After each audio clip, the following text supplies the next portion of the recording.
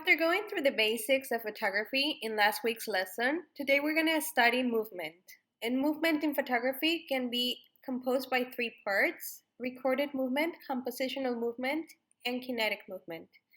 So these are the definitions for the three types, but I'm going to show you some examples that will help you further.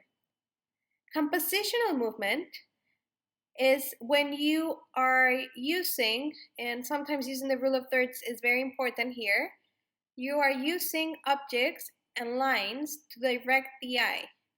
So it makes you feel a sensation that the object is moving even if it's static. So lines are very important when it comes to the rule of thirds and it comes to compositional movement. These are some examples where your eye is leading you towards somewhere, just as a composition. And now we're going to talk about recorded movement, which is when the camera captures each and every frame. It could be a still pose when an object is blurry, or it could be a frame captured in many sequences. So this can be done in professional cameras, but it can also be done through live pictures in photography. Just know that this is called recorded movement, when you see the different poses and the movement. And these are some photographers that have been able to create compositions out of recorded movement. Now, kinetic movement is a very different kind of movement. Here you have an example made by a school, and it's called Jack and the Beanstalk. And this is made out of puppets. So this is a type of kinetic movement captured. It can be captured through video, but it can also be captured through photography. Now we're going to use an app called Snapseed. This is completely free. It's made by Google, and it's suitable for both Android and iOS devices. In here, I am showing you some preset filters you can play with.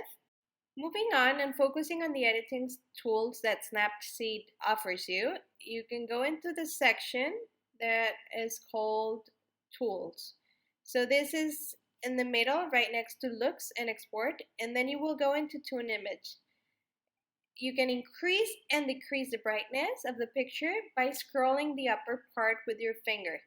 Now, you also can create a deeper contrast, meaning creating a deeper shadows and lights. And then you can have less saturation, turn it into a black and white picture, or more saturation, where you increase the color and the picture becomes more vivid. Same for ambience. It increases the saturation in a balanced manner.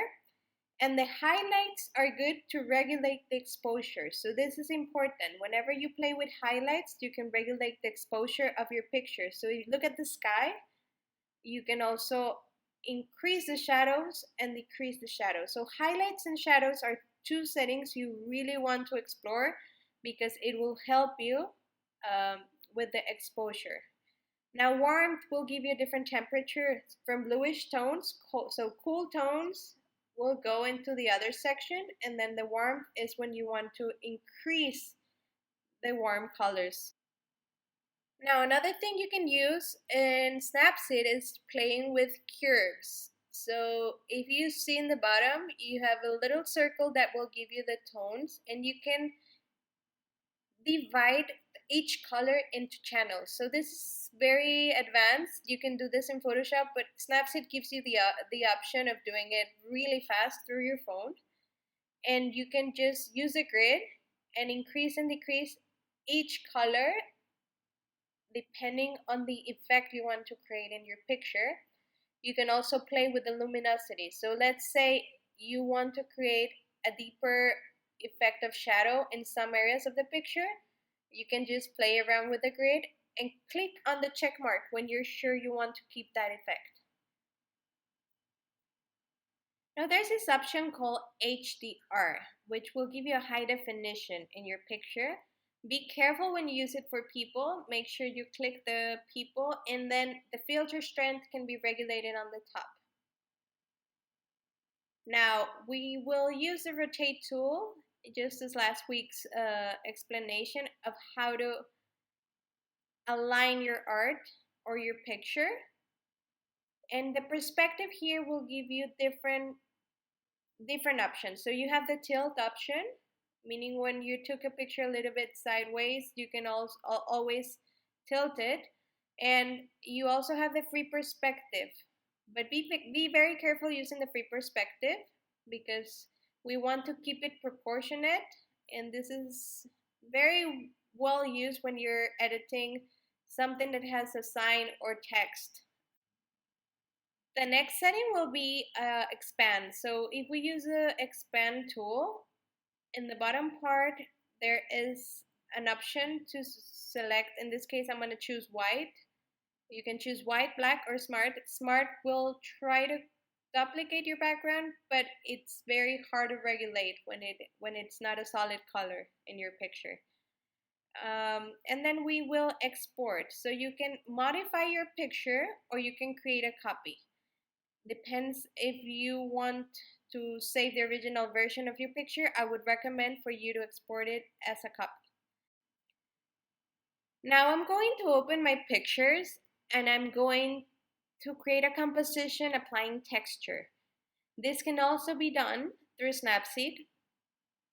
So in this case, I'm going to select a picture of the violin player and I will try to layer, and I edit it as a portrait first and then add texture.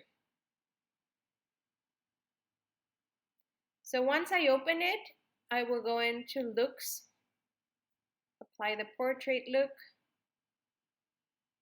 then go into tools. Then you can also play with the glow, increase the glow and decrease it. It'll give you some looks in the bottom if you choose the icon that looks like a card deck. Now I want you to explore the option of grunge because it can give you so many textures that are already made, and you can overlap them on top of the picture and move them so you can keep the light on the subject or the areas of the subject that you wish. So in this case, I am applying texture, but I can also play with the light. If you see on the top, I am applying a layer on the style. And just keep in mind how to adjust the brightness. In the bottom part, you have the little toolbar, and then you will be able to increase or decrease the brightness according to the effect you want to create. Also, all the contrast, saturation,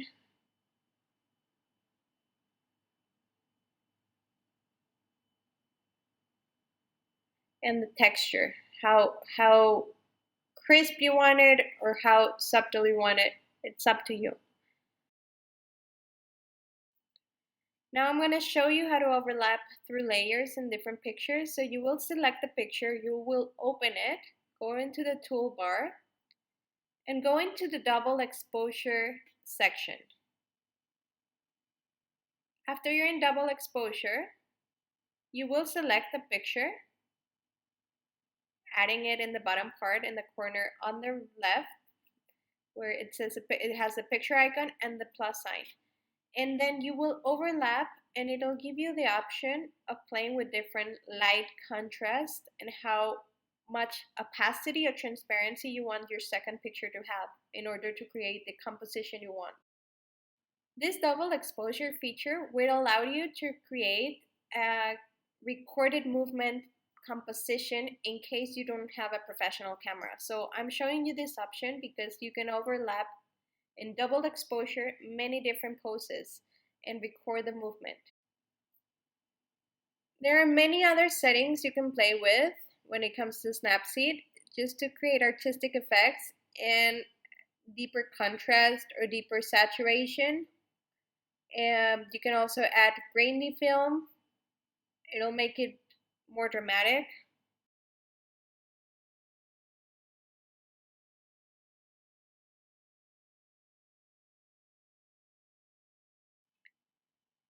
So the vignette will give you an option to control the outer brightness or the outer darkness, right? So you can increase and decrease and create an effect where the blue dot will situate your object or the center of attention in your picture. So the main focus will be surrounded by a light or a shadow, depending on the effect you want to create. Now I'm exporting this picture and I'm going to save it. And it will save it in a high quality, so you will not lose the quality of your image. These are some photographers I would recommend you to look at because they have shaped the history of photography. The first one is Henri Cartier-Bresson, and he is a French photographer that specializes in black and white pictures, especially the ones that were related to historic events. So he shaped modern photography with his historic pictures. Now the next one we're going to observe, you've seen her before, and her work, we've analyzed it and contrasted if you remember. And this is called Mother, and it's Dorothea Lange, and she photographed women, mothers, daughters, and a lot of portraits that had to do with famous events when it came to war and life.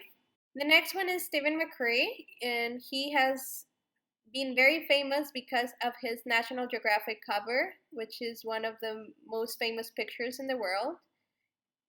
And he documents different cultures, and he has been doing it for many, many decades.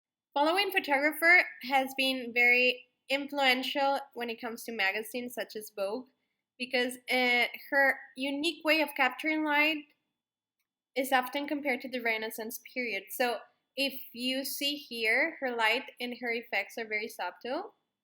And now we're going to look at the work of Richard Avedon, and he has also been very influential when it comes to magazines and fashion. And he has a very famous picture you might have seen before. And this picture features a woman and an elephant. So the elephant from Richard Avedon has been shaping the history of fashion for many years, and it's been used many times in magazines. Now, and last, I'm going to show you Alan Shalour. He is one of my favorite photographers because of his use of lines, minimalism, and street photography. He is a very contemporary photographer. You can find him on Instagram and other platforms when it comes to social media, but he uses light and focuses on the subject in a very subtle manner, in a very balanced manner, and with the use and help. So when it comes to street photography, I highly recommend you looking at his work because it'll give you several ideas of how to apply the rule of thirds, minimalism, and the use of continuous movement, kinetic movement, and recorded movement. So for today's assignment, you will have to submit pictures in which you apply the movement principles that I've showed you and how to edit them through Snapseed. Thank you.